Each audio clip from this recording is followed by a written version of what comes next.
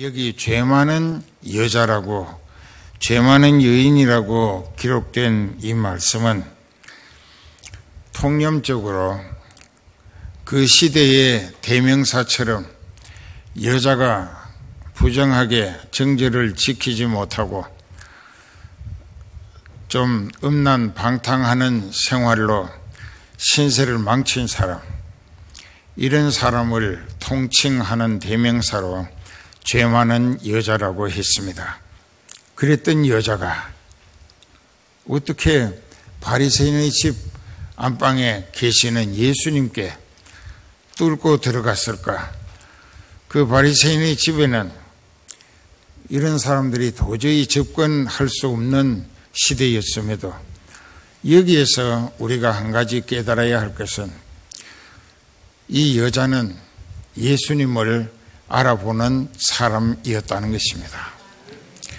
그리고 예수님을 초대한 그 집주인 바리새인은 아직도 예수님을 몰라보는 입장에 있기 때문에 거드름 피고 자기를 예수님 초대했다가 또 예수님에 대해서 좀 더 아는 척 함으로 자기를 예수님 위에 부각시키려는 이런 오만 무례한 생각도 했던 것 같은데, 이 죄 많은 여자는 예수님을 알아봤습니다. 물론 들어가는데 그 집에 하인이나 종들이 가로막았을 것입니다. 당신 같은 사람은 이 집에 들어올 수 없다고. 그러나 만난을 극복하겠다는 각오로 그 모든 장애 요소를 타개하고 극복하는, 예수님을 오늘 만나지 아니하면은 자기 인생은 지옥 갈 수밖에 없다는 이 극단적 의지의 결단을 가지고 만난을 극복하고 해치고 들어갔습니다. 그 바리새인 집의 안방에는 그 바리새인의 친구 바리새인들도 여러 사람이 와 있었습니다. 그런데 그 방 안에 계시는 예수님 곁으로 다가갔습니다. 모두가 의아해서 놀란 기색으로 주시하고 있었겠죠. 그런데 이 여자는 예수님이 음식 드시기 위해 초대받았기 때문에 이렇게 팔을 왼쪽 팔꿈치로 상체를 고이고 쭉 몸을 뻗어가지고 그렇게 오른손으로 음식을 집어서 먹는 것이 그 시대 유대인들의 식풍습이었습니다. 그랬는데 예수님이 그렇게 이렇게 비스듬히 음식 드시기 위한 준비 자세를 취하고 계시는데 이 여자가 예수님 발치에 주저앉아서 무릎을 꿇고 자기 눈물을 한없이 흘립니다. 아주 눈물이 그냥 쏟아지고, 그래서 예수님 발이 그 여인의, 죄 많은 여자의 눈물로 흠뻑 젖었습니다. 그리고는 여자의 정절을 상징하는 머리털로 수건 삼아서 자기 눈물로 적셔진 예수님의 발을 닦아 드렸습니다. 자기 평생을 의탁하기 위하여 자기의 모든 것을 바친다는 모습인 것입니다. 그래서 예수님의 발이 눈물로 흠뻑 젖고 여자가 머리를 숙여서 머리털을 수건 삼아 자기 눈물로 얼룩진 발을 닦아 드렸습니다. 그리고 나서는 자기 품에서 향유 담은 옥합을 꺼냈습니다.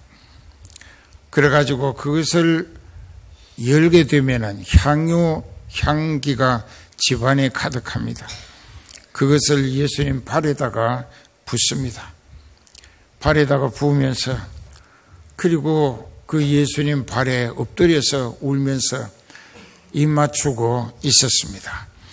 그래서 그 여자의 신분을, 전적을 아는 사람들은 저 여자가 예수님께 유혹하는 이 쇼를 하는가 할 수도 있었을 것입니다. 그런데 그 모습을 보던 집주인 바리새인이 속으로 혼자 생각을 했습니다.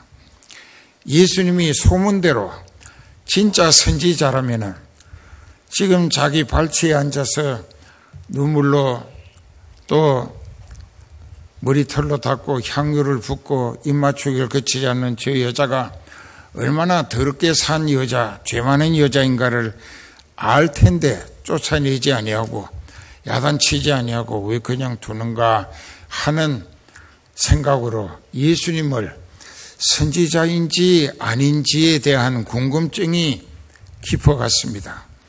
예수님은 이미 그 생각을 딱 간파하시고 시몬아, 그 사람의 이름이 시몬이었습니다. 내가 네게 이럴 말이 있다. 선생님 말씀하소서. 어떤 사람이 두 사람에게 돈을 빌려줬는데 한 사람에게는 500데나리온을 한 사람에게는 50데나리온을 빌려주었었다.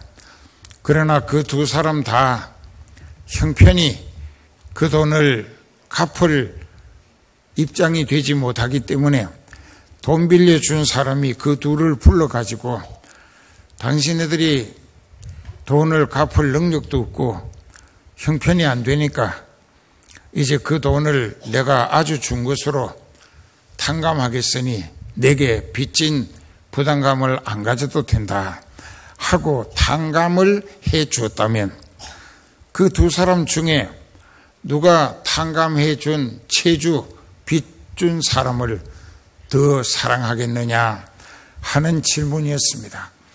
그 바리새인은 눈을 끔뻑거리고 얼른 대답을 합니다. 제 생각에는 많이 탕감함을 받은 사람일 것입니다. 네 판단이 옳도다. 내 발치에서 울고 있는 이 여자를 보라. 그리고 너는 유대인의 풍습대로 나를 네 집에 손님으로 초대해 놓고 발 씻을 물도 주지 아니했다.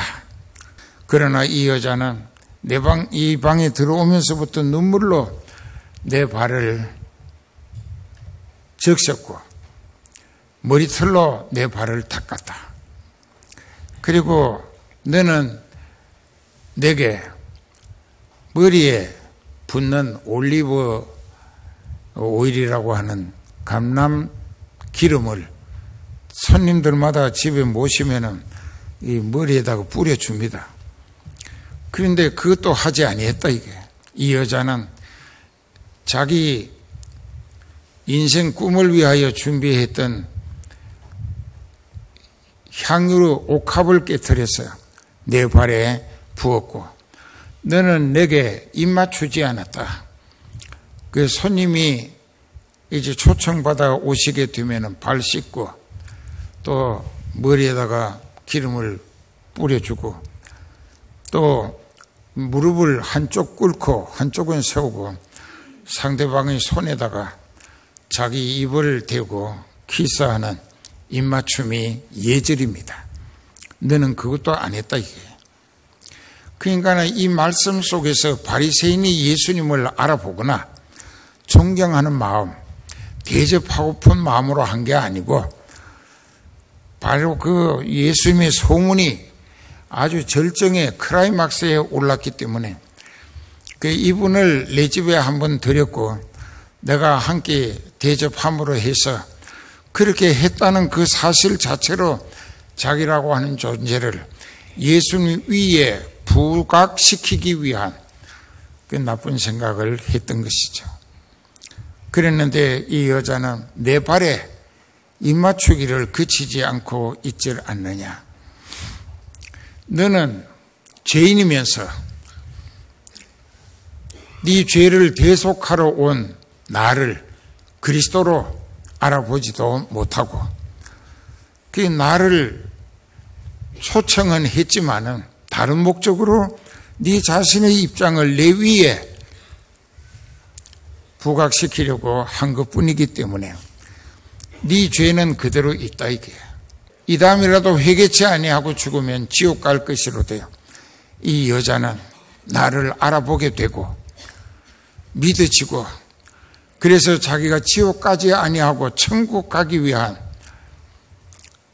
너무나 간절한 열망에 장애물을 다 헤치고 뚫어가면서 바리새인 집 안방까지 예수님을 찾아 들어왔고 눈물로 내 발을 적셨다.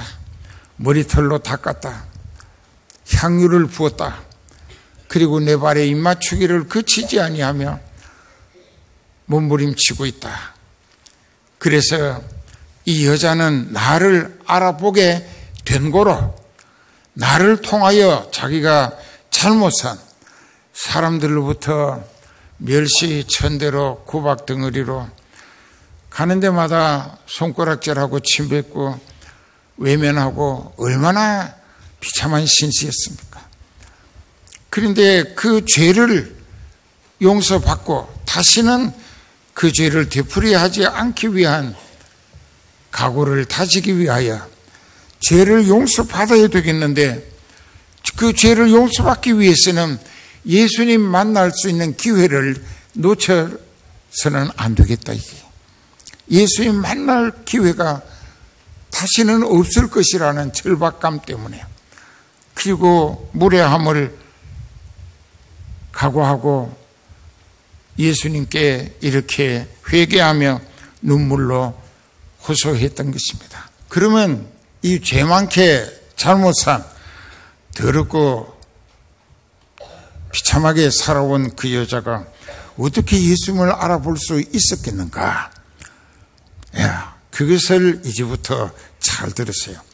요한복음 6장 44절 5절에 보면은 이렇게 기록되어 있습니다. 요한복음 6장 44절부터 예수님의 말씀입니다. 나를 보내신 아버지께서 이끌지 아니하시면 아무라도 내게 올 수 없으니 오는 그를 내가 마지막 날에 다시 살리리라. 예수님을 보내신 아버지 하나님이 택하신 백성을 예수님께 데려다 주신다는 것입니다. 맞습니까? 예. 그리고 그를 마지막 날에 예수님이 재림하시는 날 생명 부활로 되살려서 그리스도의 왕국의 영광스러운 주인공을 삼겠다라는 말씀입니다. 45절에 보면은 선지자의 글에 저희가 다 하나님의 가르치심을 받으리라 기록되었은즉 아버지께 듣고 배운 사람마다 내게로 오느니라. 자, 여기 보면 선지자의 글에 이사야 54장 13절이 있습니다. 그러면 여기에 보면은 그 선지자의 글에 아버지께 듣고 배운 사람은 다 내게로 오게 돼 있다. 예수님께 와서 믿고 회개하고 죄를 용서받고 그래서 성령 받아서 구원을 얻어 하나님의 자녀가 되게끔 되어 있다라는 이야기입니다. 자, 여기에서 이렇게 말씀을 하셨는데 또 이제 우리가 한 가지 알아야 될 게 있어요. 그 예수님이 누가복음 10장 한번 찾아보세요. 거기에 보면은 이렇게 기록되어 있습니다. 내 아버지께서 모든 것을 내게 주셨으니 아버지 외에는 아들을 누군지 아는 자가 없고 아들과 또 아들의 소원대로 아들과 또 아들의 소원대로 계시를 받는 자 외에는 아버지를 누군지 아는 자가 없나이다. 자, 아들의 소원이 뭐냐? 아들의 소원은 하나님 아버지로부터 계시를 받는다. 계시라는 것은 한문으로 열 개자고 보일 시자입니다. 열어 보인다는 것입니다. 그러니까는 알게 하신다는 뜻입니다. 하나님으로부터 예수님을 알아보게 하심을 받은 사람, 그 사람은 예수님을 믿게 돼 있고 예수님을 알고도 못 믿을 사람은 절대로 없습니다. 여러분들이 교회를 근성으로 다니고 혹은 괜히 심심풀이로 다니는지 모르지만 여기 교회 다니면은 하나님 아버지로부터 여러분들이 예수님이 누구신가, 하나님은 어떤 분이신가 따라서 자신은 얼마나 비참한 죄인 괴수인가 하는 것을 하나님이 알게 해 주심을 받은 사람, 그 사람이라야 아차 내가 지옥 문턱에 서 있구나, 아차 떨어지면 지옥이구나 하는 것이 두려워서 서둘러 회개함으로 예수 그리스도의 구속하신 은혜를 믿음으로 회개해서 구원 얻기를 서두르게 돼 있다는 것입니다. 그래서 우리는 이 사실을 이 시대에 예수님 십자가 대속의 희생양으로 죽임당하시고 사흘에 부활하시고 성천하심으로 천국 길이 뚫리게 된 이후부터 예수님이 말씀하셨어요. 내가 실상을 너희에게 말하노니 내가 아버지께로 가는 것이 너희에게 유익이라. 내가 가면 아버지께서 약속하신 보혜사를 너희에게 보내리니 제가 와서 내게 대하여, 아버지에 대하여, 죄에 대하여, 심판에 대하여 알게 할 것이다. 성령의 역할은 예수님을 알아보게 하고 자기가 죄인인 것을 깨닫게 하는 것입니다. 그러니까 성령이 역사하시는 교회를 가야 예수님을 알아볼 수 있고 믿어지게 되고 자신이 죄인임을 깨닫게도 되고, 그래서 예수님께 서둘러 이 여인처럼, 죄 많은 여인처럼 붙들고 매달린다 이게. 예, 그렇기 때문에 이제 우리가 여기서 확실히 알아야 될 것은 여러분 자신들이 과연 예수님이 누구신가? 그럼 요한복음 1장 29절에 세례 요한이 예수님이 저쪽으로 오시는데요, 그 예수님을 가리켜 제자들에게 일러줍니다. 보라, 세상 죄를 지고 가는 하나님의 어린 양이다. 나는 너희에게 물로 세례를 줬지만 저 사람은 불과 성령으로 세례 줄 사람이라고. 그리고 이튿날 예수님이 걸어 다니심을 보고 다시 말합니다. 37절에 보라, 하나님의 어린 양이로다. 너희는 저를 따르라. 내 제자가 되지 말고 이제부터 예수님을 쫓아 따라야 한다. 그래서 거기 따라간 사람이 빌립과 안드레였습니다. 그래서 예수님을 쫓아가려고 뛰어가니까 예수님이 뒤를 돌아보시면서 무엇을 구하느냐? 라보니여 어디 계시오니까 했습니다. 그랬을 때 그때가 오후 4시가 넘었다 이게. 그래서 예수님의 말씀이 활롬이 따라와 보라. 그래서 따라갔습니다. 그래서 안드레와 빌립이 하룻밤 예수님과 함께 같이 지내면서 예수님이 하나님의 아들 그리스도임을 알게 됐던 거예요. 그리고 이제 그 안드레가 자기 형 베드로에게 달려가 가지고 아침에 내가 어젯밤에 메시아를 만났다. 그러면서 형을 데리고 베드로가 따라옵니다. 아직까지 안드레가 형 베드로를 예수님께 인사도 시키기 전인데 예수님이 이렇게 보시더니 너는 베드로라. 내가 네 이름을 개발하고 지었는데, 개발한 말은 영어로 피터라는 뜻이고 피터란 말은 우리말로 반석이라는 뜻입니다. 그러니까 너는 반석이라. 내가 내 교회를 네 위에 세운다. 그렇게 말씀하신 것이 우리가 복음서에서 쫙 연결시켜 깨닫고 보면 아하, 예수님이 유일하게 죄를 용서받게 해 주시기 위하여 대속의 희생양으로 죽임당하신 분이다 하는 것을 알게 됩니다. 자, 여기에서 우리는 예수님은 하나님이십니다. 하나님은 성부 하나님, 성자 하나님, 성령 하나님이 계세요. 그런데 여기에서 말미에 가서 오늘 본문에 누가복음 7장 말미에 가서 보면은 그랬습니다. 거기에서 이제 그 말한 바리새인들이 수근덕거립니다. 그 예수님은 너는 내 머리에 감람유도 붓지 아니하였으되 저는 향유를 내 발에 부었느니라. 이러므로 내가 네게 말하노니 이 여자의 많은 죄가 사하여졌도다. 이는 저의 사랑함이 많음이라. 사함을 받은 일이 적은 자는 적게 사랑한다. 이 여자는 자기 죄가 너무 많았기 때문에 더 크고 더럽고 악하고 삐뚤어지고 사람으로서는 그러면 안 된다고 할 정도로 잘못 살한 것이 죄가 너무너무 자기가 이 세상의 죄인 괴수로 자신을 확정짓고 그리고 그 죄를 용서받기 위하여 예수님께 이토록 몸부림치며 매달렸던 것입니다. 그래서 이 여자는 하나님으로부터 택하심을 받은 여자고, 비록 그 여자의 생활 현상이 죄인 중에도 아주 나쁜 죄에 속해 살고 있었다 할지라도 그 영혼은 하나님이 택하셨다. 그래서 그 영혼을 구원하시기 위하여 그에게 하나님이 성령으로 예수님을 알아보게 하심을 허락하셨다.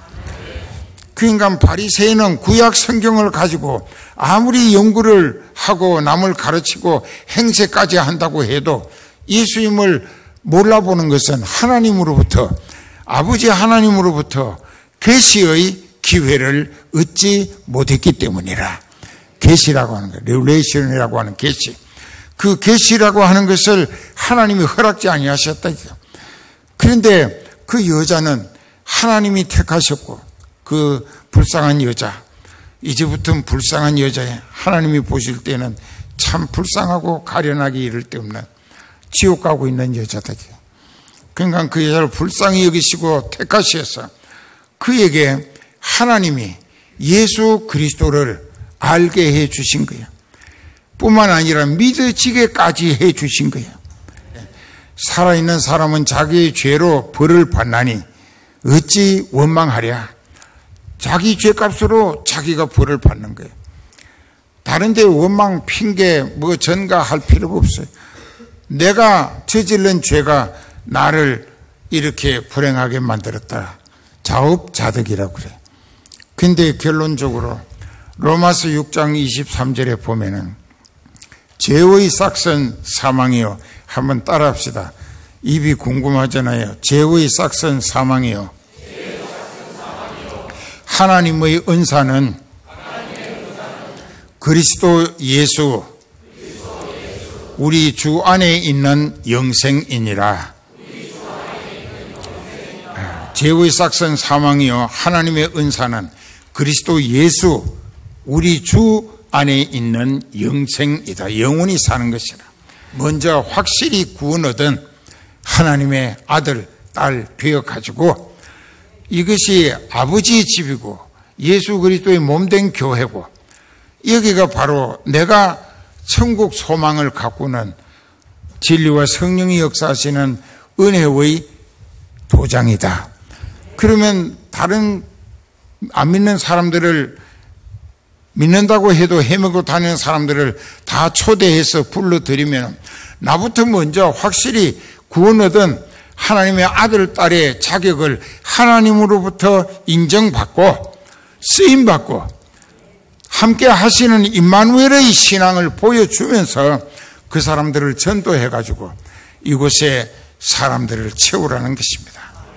그러면 그들도 나처럼 깨닫고 회개하고 죄를 용서받고 성령 받아서 하나님의 자녀가 되는 구원을 얻을 수 있도록